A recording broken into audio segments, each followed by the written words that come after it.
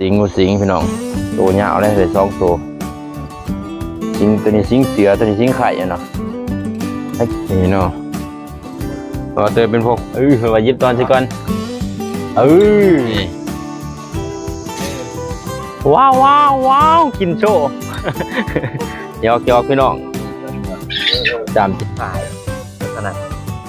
รับมือสีบมันว่ะนี่พี่น้องสดอีกครับนี่พี่น้องคนเศร้าไปมันคือเห็ดซุ่มนี่พี่น้องรับเนาะอร่อยเลยมันเลี้ยงไก่ไปหน่อยเด็ดดีแต่แซมกันเลยพี่น้องที่งานทัวร์ไทยบ้านเนาะวางหรอครับครับสีวันนี้น้องชวนมันยังจะได้กินง่ายพี่น้องเลยนี่พี่น้องต้านผมแล้วพี่น้องเราดังจากเข้าไหนน้องเขาเจ็ดโอ๊บพี่น้องได้อีกครั้งพี่น้องทำจะถ่ายแซ่บเป็นไง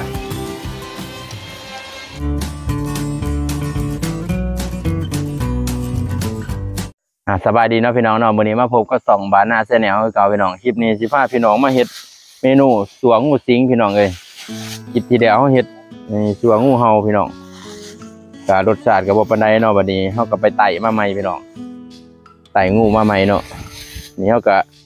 ไต่มาหลายมื้อเลยพี่น้องเอ้ยแล้วเข้าตู้เย็นไว้ตัวมันใหญ่ปานใดพี่น้องงูสิงพี่น้องตัวยาวเลย2 ตัวสิงตัวนี้สิงเสือตัวนี้สิงไข่เนาะ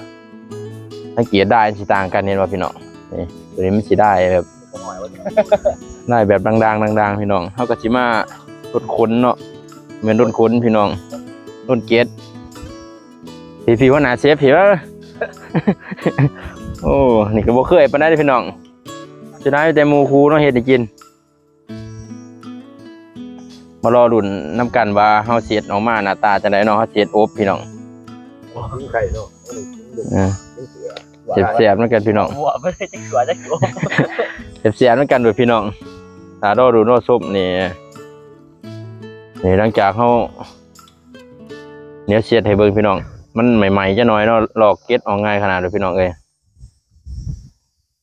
เนี่ยเอามือตะกล้องเอามาใกล้ๆนี่พี่น้องขูดน้องมันก็สีออกเป็นประมาณนี้พี่น้องเอ้ยเขาก็เสียดให้เบิ่งสำนีก่อนเนาะเดี๋ยวให้เชฟตัวจริงเพิ่นมาเฮ็ดจ้าพี่น้องเอ้ยเขาก็บ่เสียดไปไหนเนาะเพื่อจะได้กับฝากกดไลค์เนาะกดแชร์กดติดตามเพื่อเป็นกำลังใจให้ทีมงานวันหน้าชาแนลได้พี่น้องเพราะได้มีกำลังใจในการเฮ็ดคลิปต่อไปเนาะทีมงานผู้บ่าวสิมากินงูวันนี้พี่น้องเอ้ยไปรอดูน้ำกันเอาเนาะพี่น้องเนาะตอนนี้เชฟตัวจริงเพิ่นก็มาเฮ็ดได้พี่น้องแต่ก่อนเพิ่นเป็นตากล้องเนาะเสียดได้นี่ขายขนาดรับมือสีบเพิ่นว่านี่พี่น้องเห็ด2 ตัวเลยเพิ่นว่าแซ่บๆเลยนี่พี่น้องอีกตัวหนึ่งตอนนี้เขากำลังเอาเก็ดมันยังมันออกโตของวันใหญ่เป็นไรพี่น้องเลยผมว่าทางหลังกับเฮ็ดเพื่อนพี่น้องทีมงานผู้ว่าไทยบ้านรับงานมานี่บรรยากาศบ้านเขาพี่น้องต้นระบดเนาะอยู่ตัวบลาวานเท่ากับตรงให้ตรงหน้าพี่น้องเอ้ยแต่ช่วงนี้ก็บักหมูคอยมีพี่น้องเอ้ยมีเจ้าเดียวก็เก็บแล้วก็แล้วไปถ้าเรารุ่นปีนาเป็นบักหมูพี่น้องเอ้ยไทยที่ผมทำตอนเดียวถ้านั่นก็ฝนเนาะกบใหม่อยู่คนพี่น้องเพราะว่าผู้เอาเราเขาเสียนเราเขาพี่น้องมาเบิ้งนี่เนาะตอนเขาเฮ็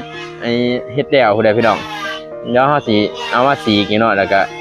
ตำเครื่องตำย่างนะก็อบกินน้ำกันเสียบบ้าหน้าตามันออกมาสิเป็นแบบไรนะพี่น้องเนาะไปรอดูรอชมกันพี่น้องเนาะพี่น้องเนาะตอนนี้เขาก็เอามาต้มนะพี่น้องเนาะหลังจากเขารุ่นไฟแล้วก็ซอเก็ตออกต้มนะเขาจะไปสีพี่น้องสีแล้วก็เจียวสีหนาตำเครื่องใส่เนาะหอมๆพี่น้องไปรอดูรอชมกันเอาพี่น้องเนาะตอนนี้เขาก็ตำเครื่องเกียมเครื่องนี่ขาซิงไข่ขาซิงไข่เขาก็ซอยไว้พี่น้องบ้านเขาก็หาบ่ยากเนาะขอกันก็พอได้กินอยู่พี่น้องกระเทียมมีเอาไหมกระเทียมผูเนาะทั้งหม้อต้มเขาก็อยู่ผูหม้อออก หมอกะพดแต่พี่น้องเอ้ยไก่สิได้เด้เราพี่น้องเนาะตอนนี้เขาก็ในเวลาตักเนี่ยพี่น้องเพราะว่าเขาต้มมันก็เริ่มเดือดแต่ว่าสันพี่น้องว้าวว้าวว้าวกินโชว์ หยอกพี่น้องนี่2 ตัวต้มใส่น้ำทั้งน้ำทั้งตอนทั้งพักทั้งยังเหนียววายเอาก็ใส่นี่เนาะพวกไว้ขี้หูดเนี่ยหรือว่าไว้มะกรูดแล้วก็ไอ้ตะไคร้เนาะเพื่อว่าให้มันรับกินข้าวพี่น้องมันจังสิบ่ได้ข้าวเนาะนี่พี่น้องเดี๋ยวเขาสิเอาไปสีกเป็นชิ้นเป็นชวนมันจังสิได้กินง่ายพี่น้องเลยตับไตใส่พุ่มมันก็เสียไปเฮ็ดแจวไปสินี่เนาะสังเกตเนาะไม่ได้เขารกอันนี้บ่เบิดนี่เนาะหนังมันเนาะนี่พี่น้องหนังขาวขนาดไปพี่น้องเดี๋ยวเขาสิเอาทำการไปสีกเลยเนาะแล้วก็ไปต้มไปเฮ็ดกินเด้อไปตอนนี้ก็เป็นเวลาเที่ยงเลยพี่น้องเอ้ยเขาก็เดิมหิวข้าวเนี่ยเนาะไปเนาะพี่น้องเนาะตอนนี้เบาเตอร์เขากำลังทำการสีกพี่น้องเลยนี่พี่น้องนี่เนาะเบาเตอร์เป็นพ่อครัววันนี้เซฟพันบาเซียนทำเซียนเหมือนเดียนมาเลยพี่น้องแซ่บแล้วกันพี่น้องเอ้ยนอนยิ้มใส่กองเบอร์แซ่บพี่น้องเครื่องคั่วเฮาพี่น้องเครื่องเฮาเช็ดอบเนาะแซ่บอันนี้บูดีดาวพี่น้องอ่านตามโตนี่ควันยาสูบขาโคตรออมคางหัวบัสตบยาสูบดาวช่องหนึ่งโมแพงช่อง7,000ก็ถืออยู่ประมาณจักบาทปะจังหวะ10 กว่าบาทประมาณ10 กว่าบาทพี่น้องคันชื่อทางฟังพุ่น70 บาทมั้งเนาะช่องหนึ่งเนาะแน่นอนนี่พี่น้องแซ่บๆกันพี่น้องไปมาเบิ่งตอนเฮาทำการคั่วเดี๋ยวเนาะเดี๋ยวมาเบิ่งหน้าตาว่าสิออกมาเป็นแบบไรเนาะพี่น้องเนาะหลังจากเฮาสีกแล้วก็สิได้หน้าตาประมาณนี้พี่น้องนี่เป็นชิ้นเป็นอันเนาะสันจังได้สิได้กินง่ายพี่น้องนี่ผู้ว่าวกำลังมาพี่น้องผู้ว่าวกำลังมาแต่ตื่นนอน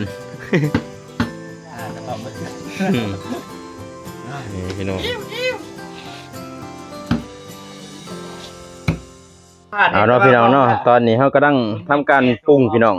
ที่ผู้บ่าวนี่พี่น้องน้ำตาลใส่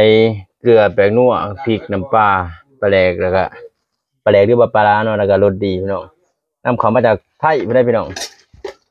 จะได้กันสินำมาแต่ผุนเดี๋ยวเราได้เนาะนี่คนให้เข้ากันพี่น้องใส่ผงบาซาร่าเข้าไปนี่พี่น้องวันนี้เขาก็สีได้ข้างเลยเตาแก๊สเขาต้องมารอดูรอชมกันอีกครั้งพี่น้องเอ้ยเนาะพี่น้องเนาะตอนนี้ก็เฮ็ดอบเดี๋ยวนี้พดอวกเลยพี่น้องเอ้ยตอนนั้นผู้บ่าวผู้น้อยยังไปหาบัวแดงมาใส่อยู่มันจังสุ่มเพิ่นว่านี่ทางว่าจอยก็นั่งถากินเนาะสันขาดอกอีพี่น้องนี่ผู้บ่าวมาแล้วเนาะแต่หาบัวแดงบัวแดงตัวหนึ่งก็แพงนะบัวแดงเนาะหวานเท่านี่2-3 แสนว่าก็ว่าจะเป็นเงี้ยใครบัวแดงขายผมมาแต่ดินเช้าต้มมือเพื่อมวนไปนี่พี่น้องหอมหนูพี่น้องเอ้ยอายขึ้นโอ้กล่องจนมั่วไว้อายขึ้นพี่น้องเนาะตอนนี้ก็ซีมเนาะหลังจากเอาออกจากไฟเลยพี่น้องซีมตอนโตๆเลยนี่ชุดใหญ่ขนาด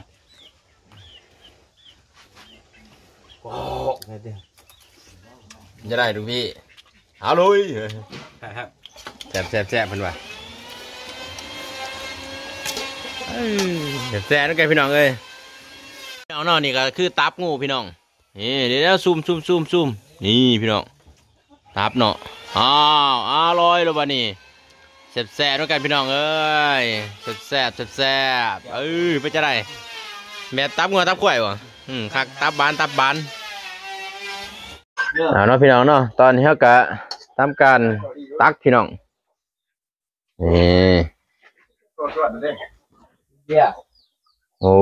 พี่น้องตอนนี้เขาก็เอาตะไคร่เนาะใบตะไคร่เอาก้อนพี่น้องเพราะว่ามันก็สิกินบ่ได้คือว่าได้เนาะใบมันแก่แล้วนี่พี่น้อง จะสิได้ตักเนาะเอาผู้เอาเตอเฮ็ด ทางบ่อยู่บ่ได้มาหาเราจะ จวดเอ้าแซ่บได้อพี่น้องเนาะเฮ็ดอบเนาะสัวอบสัวเอ้ยพี่น้องเอ้ย บอกให้อาจารย์ สุดแซ่บเด้อเพราะว่าจอนนี่ซิมคำโตๆว้าวครับมาคำโตๆจวดจาดพี่น้องเอ้ย วงแรกกะไม่ใช่ป่ะ แซ่บๆน้ำกันพี่น้องเอ้ย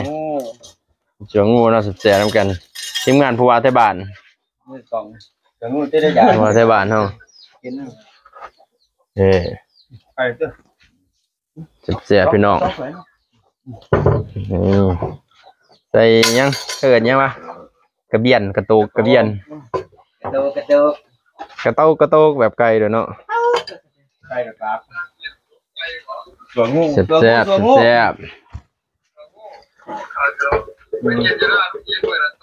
โม้จวดจ้าเด้อเอาเบิ่งจ้ะนี่เอาได้กู สุดค่ำนี่นะสุดนี่ โอ้ปลาตกดินแล้วพอกูทำมากินคือยิบมันปลาที่เรามาเห็นบ่ แซ่บๆพี่น้องเอ้ยทีมงานผู้ว่าไทยบ้านมากินต้มสัวงูสิงว่าซั่นพี่น้องเอ้ยก็นี่เฮ็ด บ่ได้บัดจะเมื่อเนี่ยมัน เอา จังไดมา แซ่บพี่น้อง จะเมื่อเดียวเขาได้มาต้มยังสำดำผ้าพุ่น เนาะพี่น้องเนาะแซ่บๆมากันบัดนี้ อะไรบ้าง เอาจอยบอเตอร์บอซีเฮาของแซ่บขึ้นกับผู้มักคือเขาว่า ฝากบอกว่าพูดได้ติฝากบอกว่าพูดเนี่ย ฝากบ่พูดแน่เพิ่นว่า กินหูก็ถามมัน แซ่บเพิ่นว่าพี่น้องเอ้ยปั่นกับข้าวเหนียวเฮาเนาะให้บอเตอร์เสียดให้เบิ่งนี่จังหวะนี่พี่น้อง อุ้ยเกินเงือ จามแจ่วมับใส่ปากปรับสดอีกปรับ ฟังกันดิ ขั้นตอนก่อนตอนใหญ่นะ จำบ่วงตอนเรื่องครับ ปรับว่าจอเฮ็ดอีกจรวดวาวสีอีกบ่ก็ขึ้นมาครับ บ่าวกองนี่บ่กินบ่บ่าวกอง กินบ่ได้ บ่าวกองมาเฮียนของมากินบ่ได้พี่น้องเอ้ย ยันออกแสง หันออกแสงใหญ่ ยังมันกระวน แซ่บพี่น้องเอ้ย เดี๋ยวกินอย่างปลาเลย บ้านเฮาคงกินก็หลายอยู่พี่น้องเอ้ย อยู่ก็กินอยู่เนาะ เพิ่นอยู่เขากินอีกประมาณมื้อนึง2มื้อสิไปพาพี่น้องไปเบิ่งหนูเนาะอยู่บ่อนเฮาเก็บหมูพี่น้องเวลาหาไก่ วัดงูดบหนาวบ่ แซ่บพี่น้องบรรยากาศบ้านเฮาทีมงานผู้ว่าไทยบ้าน หนาวกับฝนตก หลังจากสงกรานต์แล้วทางผู้ว่าไทยบ้านเฮาก็สิได้ไปหาเงินนะอยู่กทมบัดนี้พี่น้องเอ้ย ตกง่ายง่ายวันเสาร์ไปดีวันนี้เช้าไปเอาไรมันหมุนก็บัดเห็นจุดเดือดไก่มันวัดข้าวมาเห็ดวัดอันนี้ทุ่มจนเห็นเดือดไก่เนาะพี่น้องพี่น้องไปหาเห็ดนะฝนจะว่าใจออกเนาะ ออกเฮ็ดเนาะ เห็ดขาว เฮ็ดขาว ขาวกำลังออก มาจอยเฮ็ดเพิ่นว่าหยิบตอนสิก่อนเอาสีบัดนี้น้องเอาสีเฮ็ด มาเตอร์แล้วที่จะมาใจอยู่ มาเตอจะได้หาเกียร์ ยันดีมันบ่ใจ มาเตอเฮ็ดอีกครับครับจะนำเอาจอยอีกครั้งพี่น้องคำสุดท้ายแซ่บๆพี่น้องเอ้ย เฮ็ดอันนั้นให้พี่น้องเฮ็ดบดเฮ็ดหยังจะบอกไงดอกบ้านแล้วน้องรีบชิ้นคล้ายบ่เอาดอกเฮ็ดเอาชิ้นกูจะน้ำมันกูเฮ็ดมื้อนี้ออกกูสิมาอันนี้จูดน้ำมันก็สิไปเฮ็ดคือกัน แซ่บพี่น้องข้าวเหนียวไปอีก เนาะ ข้าวเหนียวเข้าไปอีก เอาแนวหน่อยจ่อย รสชาติแบบใดหัวหน้าแบบอบไก่นี่บ่รสชาติแนวกับไก่เฮานี่แหละแนวไก่เพิ่นว่าเฮ็ดอีกแซ่บพี่น้องเอ้ยข้าวเหนียวอีกคักๆ ตัวมาสิมอนั่นแหละนั่งอยู่ลุมนั่นดอก สุนัขบ่ ดูไว้เฮ็ด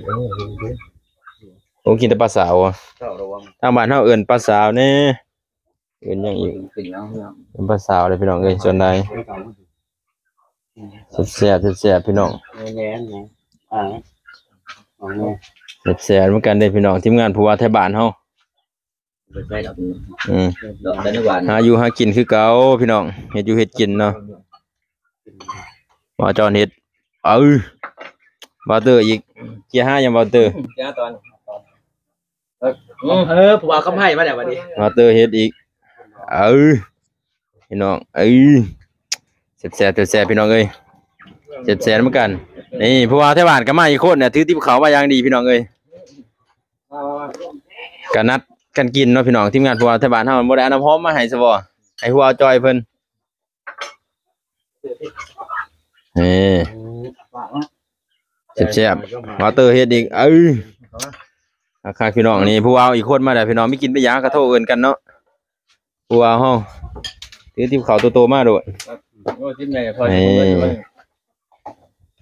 กินได้ใช่แขนฮะวาเตอร์เฮ็ดอีกยังเคลียร์หาตอนอยู่พี่น้องเอ้ย ใช่มันเป็นไงงานทำเป็นนี่ เฮ้ยผู้ว่ามาใหม่เนาะคนนี้เนาะ แหลมจังรถมองแล้วสิแหลม เจนหนายันตา แซ่บๆพี่น้องแล้วพี่น้องเนาะเฮาก็สิกินไปเรื่อยๆเนาะคลิปนี้ก็สิมีสนิทไปจะได้ก็ฝากกดไลค์กดแชร์กดติดตามเพื่อเป็นกำลังใจให้ช่องบานาแชนแนลเพิ่นเด้อพี่น้องเพื่อมีกำลังใจในการเฮ็ดคลิปต่อไปเนาะไปนี่บรรยากาศบ้านเฮาพี่น้องเอ้ยบรรยากาศแบบบ้านๆสื่อเห็นชีวิตแบบบ้านๆพี่น้องเอ้ย หาถึงแล้วปล่อยปลา